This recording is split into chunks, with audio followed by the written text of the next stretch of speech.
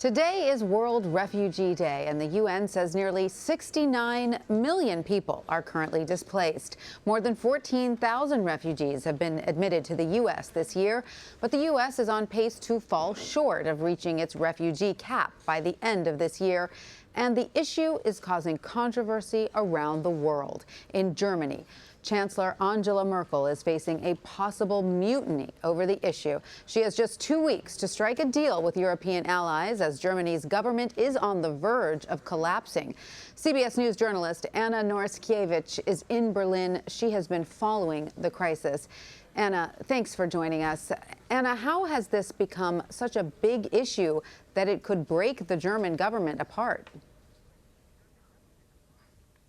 Hi, Tanya. So basically, Angela Merkel is now facing one of her biggest threats of her chancellery, basically because her Bavarian allies, the CSU, and now also the Interior Minister Horst Seehofer, is saying if we don't implement tougher immigration laws, if we don't have stronger vetting, and if we don't start to control better who is entering the country, I will use the authority, Horst Seehofer will use his authority to control the federal police and actually send migrants back from the German, or away from the German borders.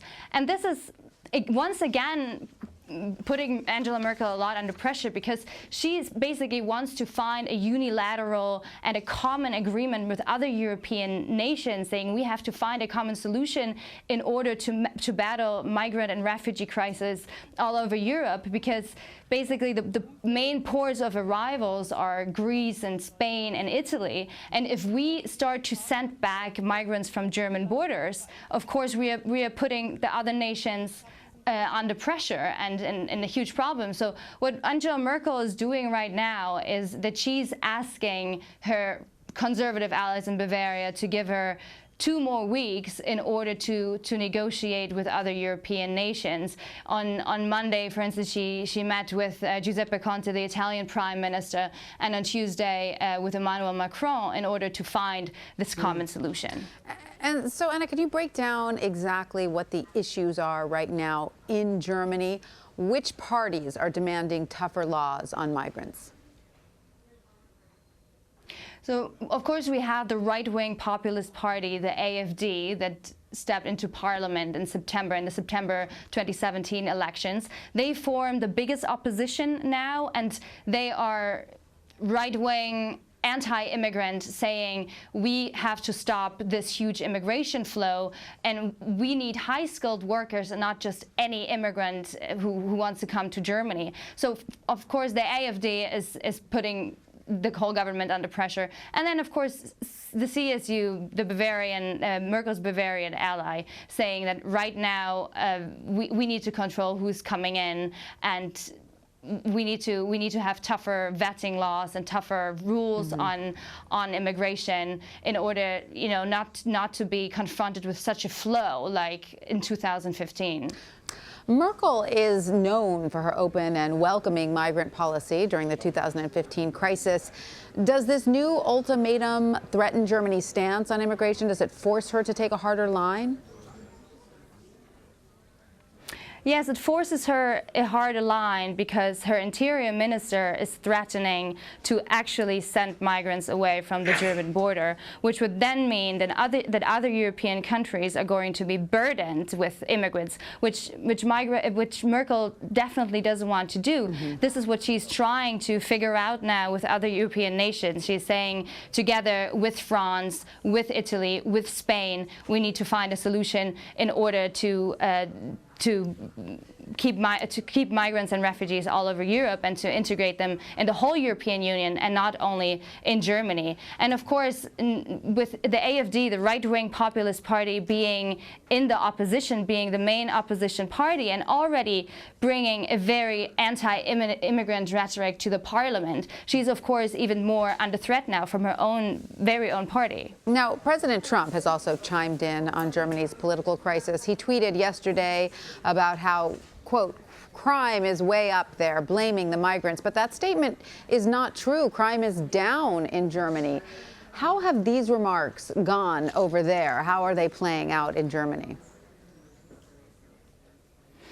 of course, everyone here is outraged by this tweet because this is simply wrong. In fact, 5.76 million crimes were reported in 2017. So it's actually, to the population, a percentage of the population, it's the lowest since 30 years. So Trump's tweet is simply wrong. And when it comes to non-German nationals, it's the same thing. It dropped by 23% from 950,000 reported crimes to 700,000 reported crimes.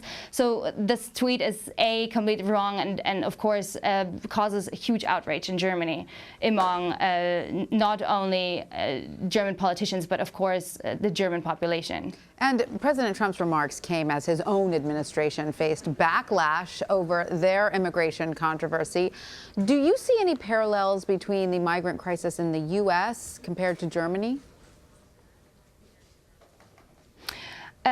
I don't see parallels because Germany has definitely a more human approach to the whole migration crisis, saying that people who are fleeing war and terror and prosecution must have a right to ask for asylum and must have a place to find shelter.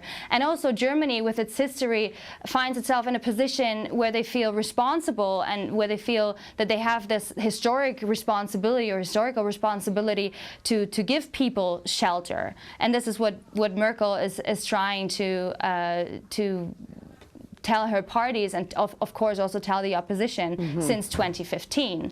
And she kept saying that the famous phrase that we can do this, we can make it, is actually proving right, because now also we can see that every fourth immigrant who came to Germany between August 2015 and the beginning of 2016 was successfully integrated in the German workforce, and that it can go well. And Germany considers, of course, itself as a very prosperous country, and says that they have the means to integrate the people well, to educate the people well, to make sure that people find a new home. And as you so pointed I don't out, see big parallels. And as you pointed out earlier, you said that Germany also needs the immigrants. They need the workforce and the consumers.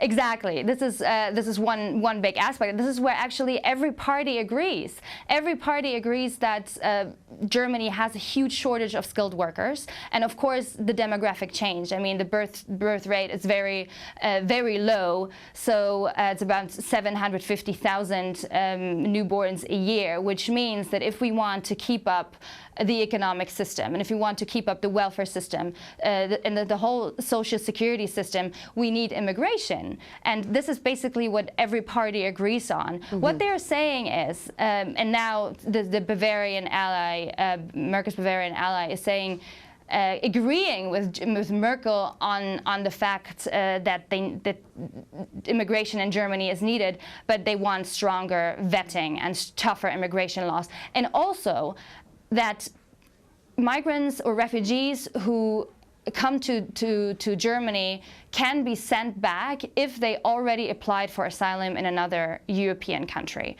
So this is, Horst Seehofer presented 63 points of his so-called master plan, and he's saying this is what we are asking Merkel to do. She agreed on 62.5 of them, but of course she does not agree with him on that migrants should be sent away from the German border.